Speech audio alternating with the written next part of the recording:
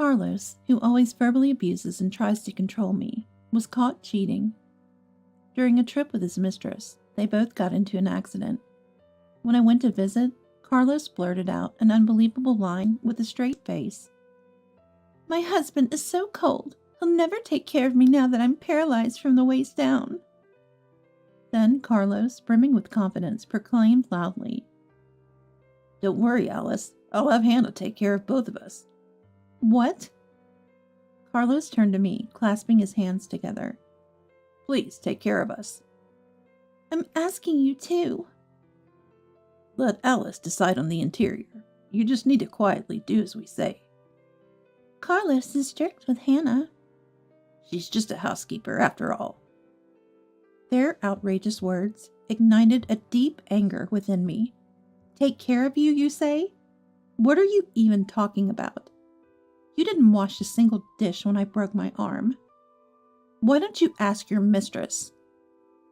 I am Hannah Johnson, a 52-year-old homemaker. I live with my husband Carlos and his stepchild Percy. Carlos seemed hardworking and sincere when we dated, but after we married, he turned out to be a typical henpecked husband. I was confused, but Percy, who lost his mother at a young age, adored me like his real mother. The bond between Carlos, Percy, and me was so endearing that I couldn't break it, so I decided to wait and see, hoping that someday Carlos would change. The first time I felt something was off was 2 years after our marriage. When Percy entered 4th grade, I had more free time and thought about starting a job. Carlos, having attended a prestigious private university, planned to send Percy to prep school and tutoring since kindergarten. Many of my mom friends were considering prep schools for their kids too. Inspired by them, they began working to save for education costs, and I wanted to follow suit. Above all, staying at home, just doing housework and childcare, felt like I was cut off from society. Hey, Jane and Nancy started working part-time. Maybe I should apply too. If I work as a cashier at the supermarket, I could be home by afternoon. When I brought it up to Carlos, who had just returned from work, he inexplicably got angry. "Are you saying my salary isn't enough?" "I'm not saying that at all. You're a chief and earn a good salary for someone in your 40s, and I appreciate that. But if Percy wants to go to college, we'll need to save more." I couldn't understand why Carlos was getting angry. I tried to reason with him in a calm voice, not to be drawn into his agitation. "My salary should be enough to get by." "For now, yes, but if Percy wants to go to college far away or live alone, we won't have enough." "He wants to go to the same college I did." "That's because you've talked to him a lot about it. His feelings might change when he's in 9th grade. Plus, we need to save for retirement." Carlos frowned unhappily. "Do you, a housewife, want to live in luxury? I already let you go to the hair salon and buy clothes. You have plenty of freedom." "With your permission every time. Yes, I want more financial freedom." Carlos looked at me suspiciously. "Are you having an affair?" "No, I'm not," I retorted immediately. The conversation was veering off course. "We're talking about Percy's education funds, or do you just hate the idea of me working?" I asked, puzzled, and Carlos looked displeased. "Of course, it's like saying I can't provide for the family. People won't think well of me." "What era are you living in? No one thinks like that anymore. I'm healthy. We don't have small children or family members needing care.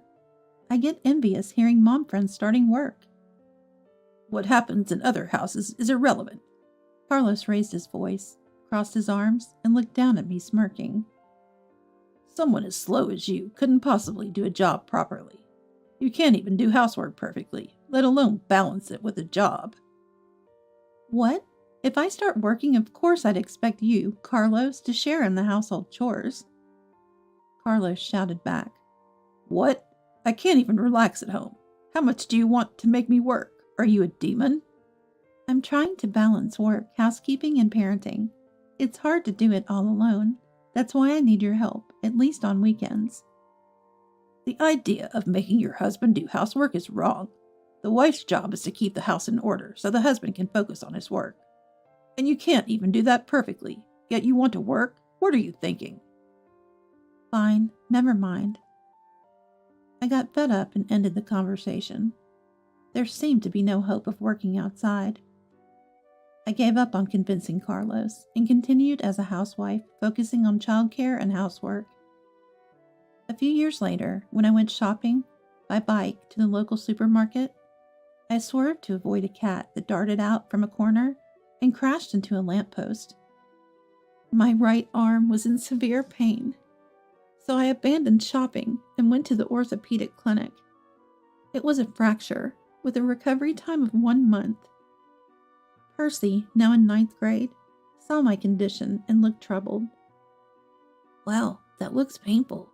I'll help with the housework as much as I can, Mom. You shouldn't overdo it. Thank you, that's a big help. However, Carlos's reaction was unexpected. He looked at my cast with an annoyance and blurted out, You can still make my lunch, right? Sorry, I can't grip a knife with my dominant hand injured. Could you buy lunch from the grocery store for a while? Breakfast will be frozen food for now. Carlos turned red with anger. A housewife who can't clean, cook, or take care of her husband? What's the point of having you around? I hate the idea of supporting a freeloader. But the doctor said I shouldn't move it too much. I'm sorry. Can you bear with it for just 1 month? When I acted apologetically, Carlos finally calmed his anger. It can't be helped. Kicking out an injured person would leave a bad taste. Be thankful for my kindness in keeping a useless person like you around. His arrogant words were frustrating, but I just smiled thinly and didn't argue. Then Carlos really just left me at home, not even bothering to wash a single dish he used. I managed to get by until the cast came off, with the help of the kind Percy.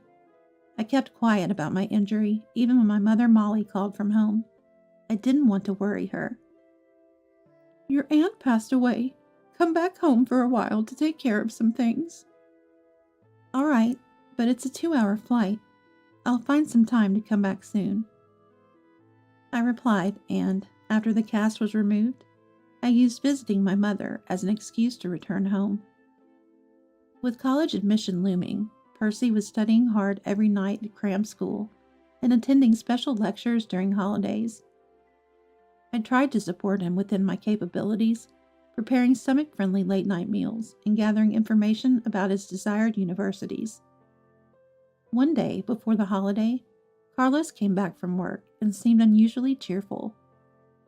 Man, I've got a business trip during the holiday. It's really busy and troublesome. I immediately understood. It must be a trip with his mistress. For a few months, his overtime had increased suddenly. He started caring more about his appearance, and trips out of town became frequent. Recently, he even took his phone to the bathroom, which seemed odd. That's tough. Los Angeles? New Orleans? Seattle, but it's not for sightseeing. Don't expect any souvenirs. I won't be buying anything. Carlos becomes talkative when he lies. He never brought back souvenirs from business trips before. I almost laughed. As Carlos happily packed his brand-name suits and shirts into his suitcase, I said pointedly, You seem quite excited for a business trip. I'm going to play golf with a client. He's a good match for me, and I'm looking forward to dinner too. Oh, really? There was even a Seattle guidebook nearby. His blatant lies angered me, so after Carlos left, I spread out divorce papers on the dining table.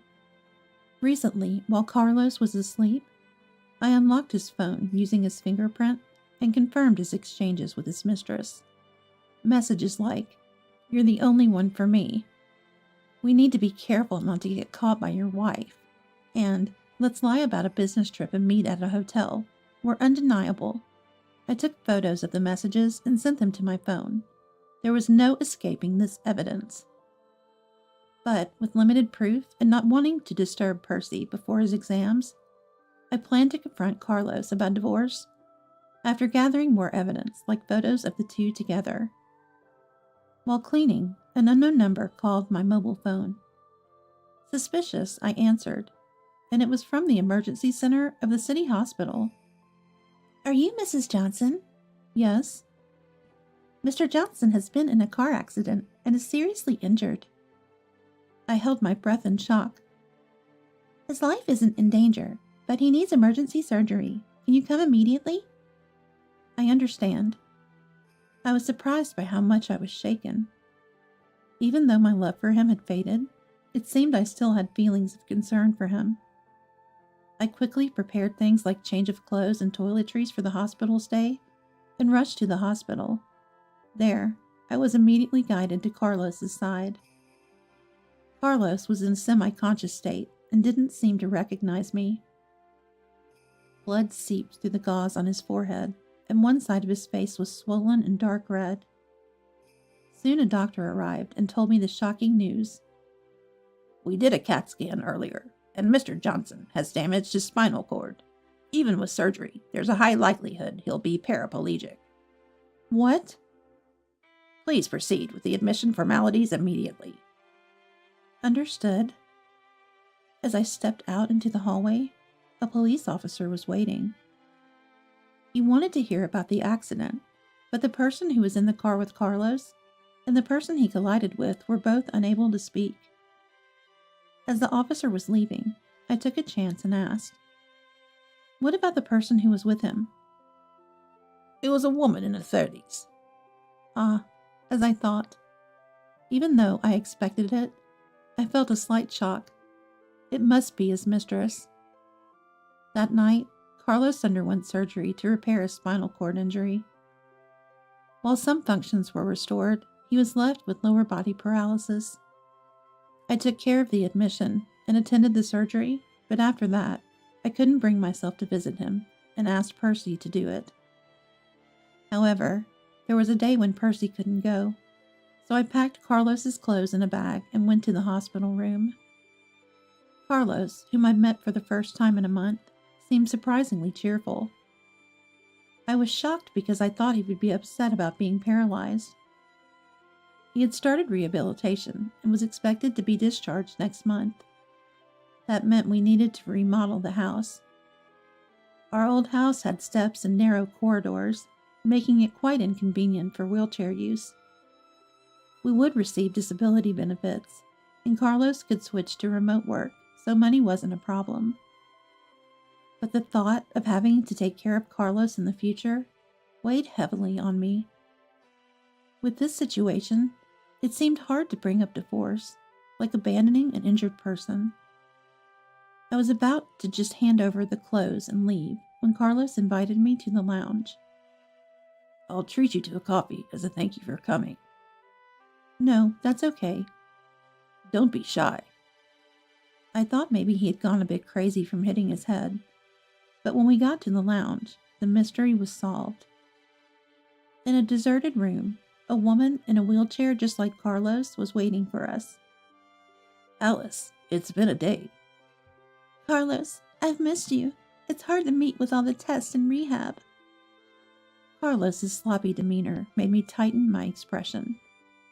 So, this woman was his mistress. They must have had the accident while on a date.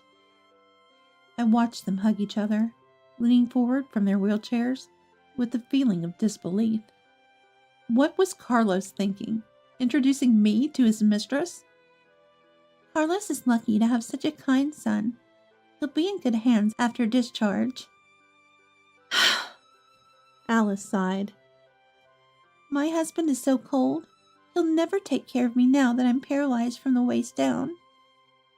Then Carlos boldly proclaimed, Don't worry, Alice. I'll have Hannah take care of both of us.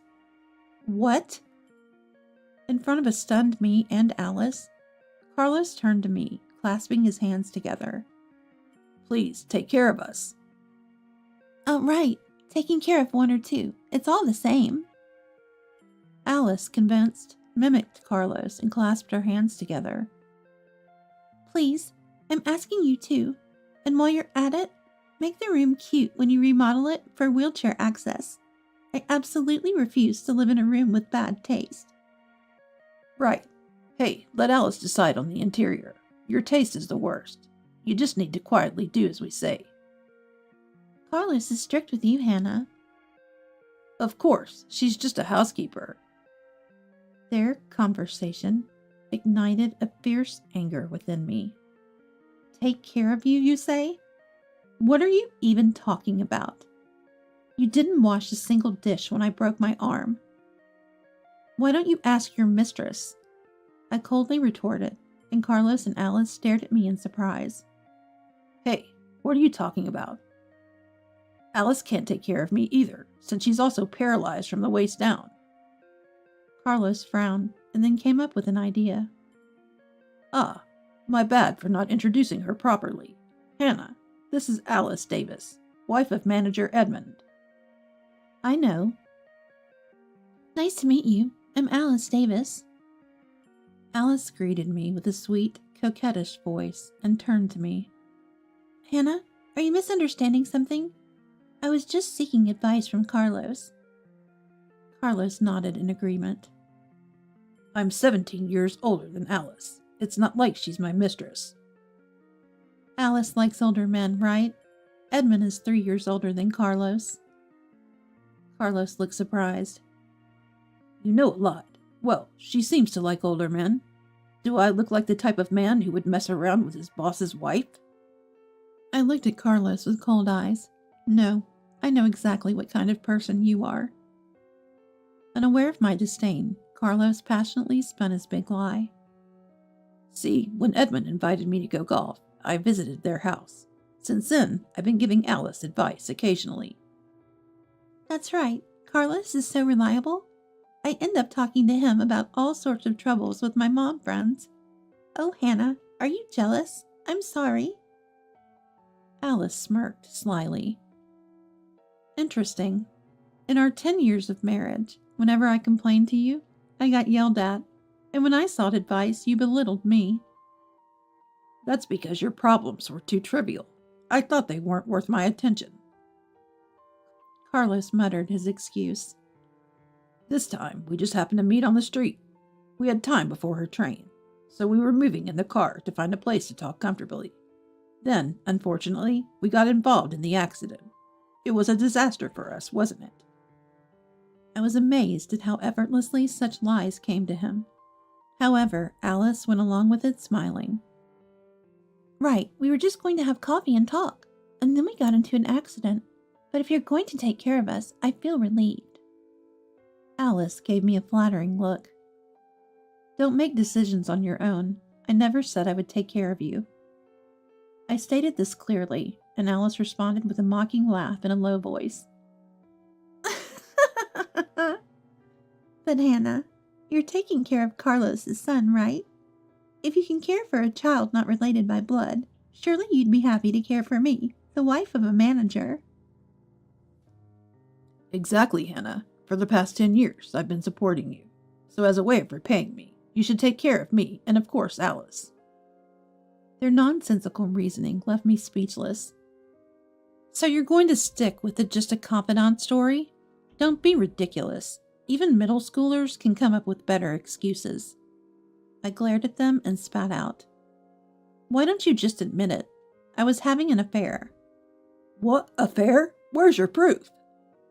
Carlos raised his voice in an uncharacteristically high pitch, clearly flustered. That's right. If you suspect something between us, then show some evidence. When I confronted them with the vivid exchanges and photos of Carlos and Alice in bed saved on my mobile phone, Carlos turned pale. How dare you look through my phone?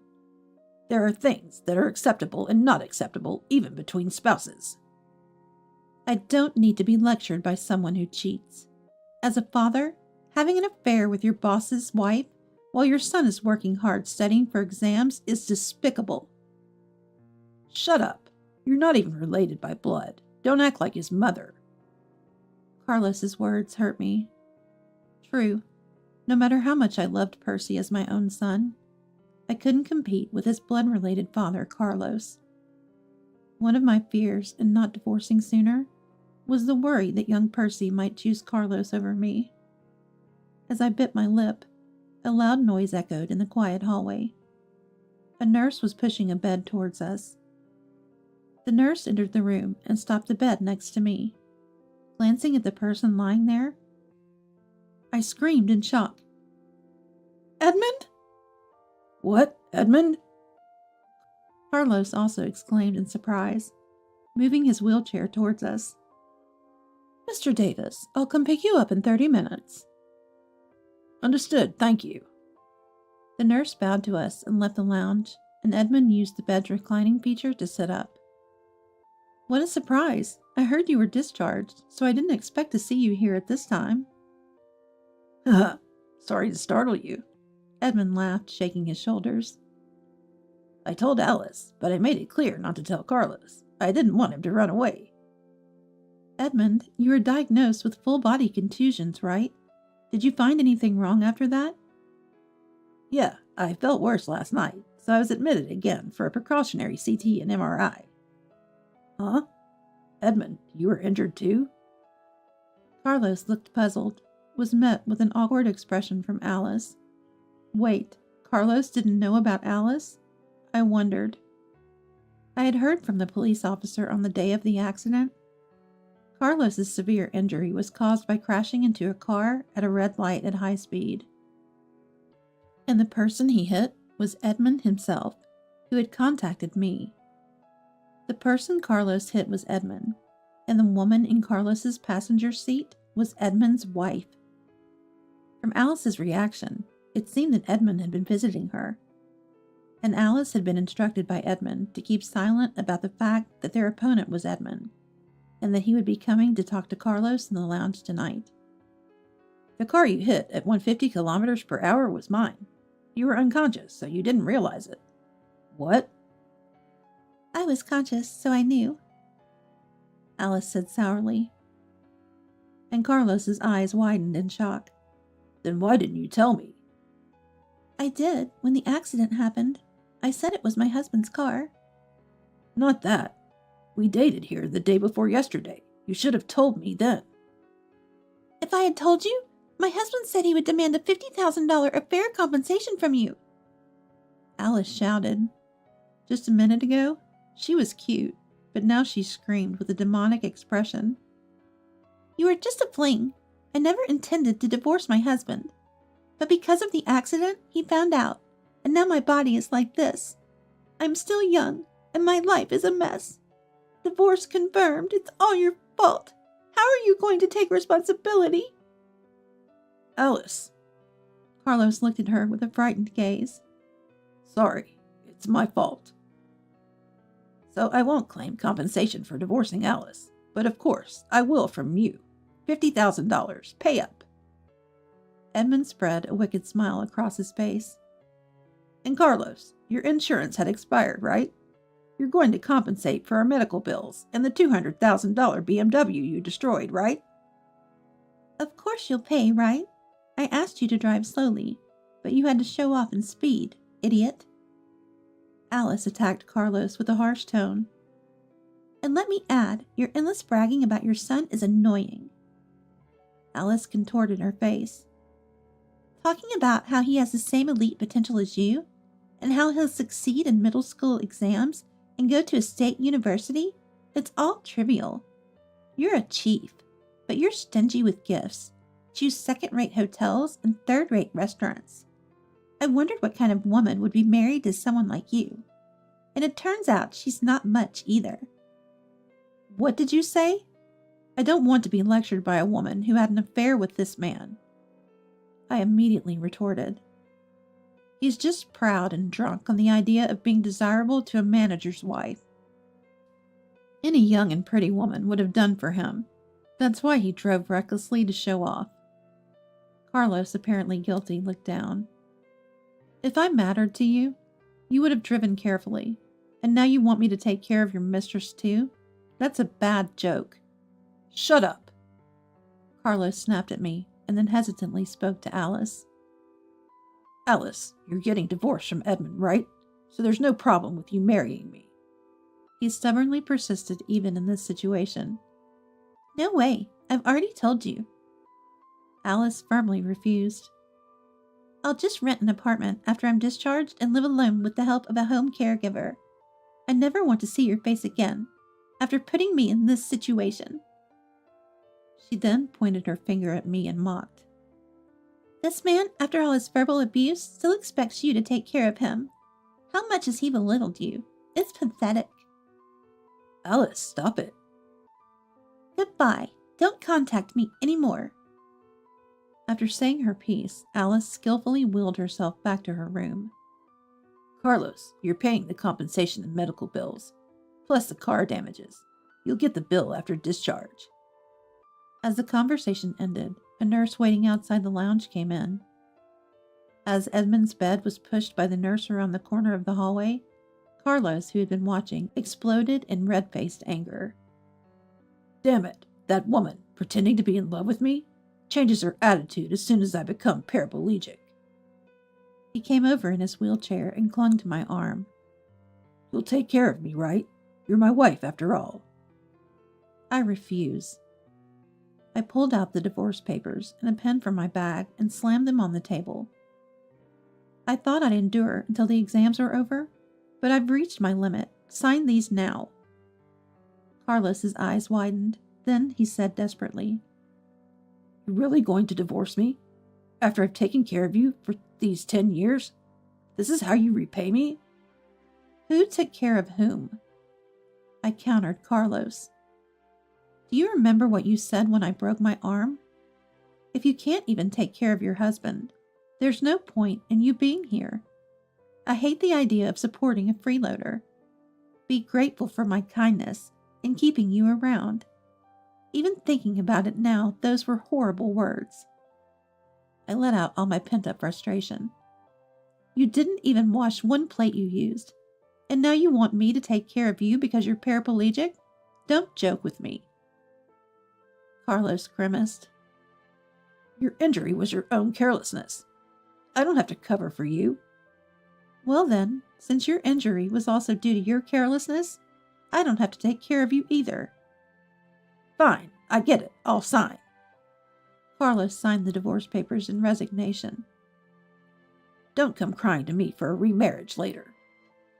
Yeah. Percy? What's wrong? Visiting hours are almost over. I was puzzled as Percy rushed into the lounge. Without answering, Percy ran to Carlos and raised his voice, which was unusual for him. Dad, the college entrance funds are gone. Do you know anything about it? Yeah, I used them. I was speechless at Carlos's nonchalant admission. Percy's gentle face turned into one of anger. Are you serious? It's crazy to take money from someone else's savings. Did you spend it on your mistress? I asked incredulously, and Carlos admitted it easily. Yeah, what's wrong with a parent using their child's money? Both Percy and I stared at Carlos in disbelief. Do you realize what you've done? I can do whatever I want. I'm the father. Carlos smirked, and I felt disgusted. How are you going to live without me? Do you think any company will hire a 52-year-old housewife? Wait, Dad, didn't you know? Percy said with a hint of disbelief. Mom inherited $1 million from the aunt who passed away recently. Huh? What? Percy, it's too early to tell. I said with a laugh. Well, that's the situation. Oh, but I'll still claim the compensation, so make sure you pay it. Fine. Percy, I'm counting on you when I get discharged. Carlos, trying to hide his shock, smiled at Percy. Even if we're divorced, the bond between parent and child remains. You'll take care of me for the rest of my life. No way. You used up my money and still ask for my help? What kind of nerve do you have? Percy smiled coldly. Besides, I'm going to a university far away. What? You're supposed to go to my alma mater. I changed my course a long time ago. I tried to tell you, but you were too busy to listen. No, Percy. He was too busy flirting with his mistress. Right. In the end, the family didn't matter to him. That's not true, Carlos exclaimed in panic. I've always cared for you guys. Sure, I had an affair and spent the savings on that woman. But you're the most important to me. I've worked hard and given all my salary to Hannah." "That's expected. Nothing to brag about," Percy stated firmly. "I've always hated how you treated Mom harshly since I was a kid." "Really? I didn't know." "Of course. I prefer my parents to get along. In my friends' houses, everyone does dishes and cooking, but at home, you'd boast. Mom loved me. It was not even her blood, and I loved her back. Why did you treat her so badly, Dad? Didn't you marry her because you loved her?" "Percy, I saved most of my part-time earnings, and you just used them up. And now asked to be taken care of? You've always been cold to Mom, too. It's unbelievable." "Percy, did you really think that about me?" Carlos looked shaken. "Weren't we always close, you and I? You like me more than a mother who's not even blood related, right?" "Even if we are blood related, I don't need a father like you. Mom's enough. I know it's tough with your condition, but I don't want anything to do with you anymore. You'll have to manage on your own." "That's right. You lack too much awareness as a parent. It's sad to be disowned by your own son." Leaving a stunned Carlos in the lounge, Percy and I headed home together. Carlos, who had frivolously cheated with his boss's wife, was now divorced by me, abandoned by Percy, and left utterly alone. Additionally, he was burdened with the vast debt of paying Edmund's compensation, medical bills, the cost of the BMW, and reimbursing Percy's college fund. After his discharge, Carlos, overwhelmed by his debts, went to Edmund's house to apologize and beg to keep his job. Thanks to Edmund's leniency, Carlos wasn't demoted and resumed work remotely, but the rumor of his affair with Edmund's wife spread quickly. He was gossiped about whenever he went to the office and eventually found it unbearable, leading to his resignation. Carlos, having lost his job, asked his relatives for money. Initially, they sympathized with him, but after learning he had spent Percy's college preparation funds, they criticized him. Eventually, Carlos's brother-in-law, known for his strictness, took him in, intending to re-educate him. Alice, divorced and kicked out of her home, rented an apartment from a relative and started living alone. She reluctantly began working on a computer, relying on home caregivers during the day. However, due to her difficult personality, she constantly quarreled with them. Eventually, only the harsh and blunt caregivers would come, and Alice reportedly spends her days being scolded and crying. I, finally free from Carlos, used the inheritance from my aunt and the compensation from Alice to fund Percy's college. With the remaining money, I bought a condominium and am enjoying life alone. Without anyone to complain about my housekeeping or worry about others' opinions, I've also resumed part-time work after 10 years. My days are busy but fulfilling. Recently, Carlos sent me an incredulous message. "Hey, you must be lonely without me, right? Should I come to see you? I've taken care of you all these years. You owe me gratitude money." I refused his persistent requests, but he must have asked Percy for my address, as he eventually showed up in a taxi outside my condominium, loitering around. I called the police and he was arrested. In the end, it was just a filing of charges, but it turned out he had been loitering around Alice's apartment too.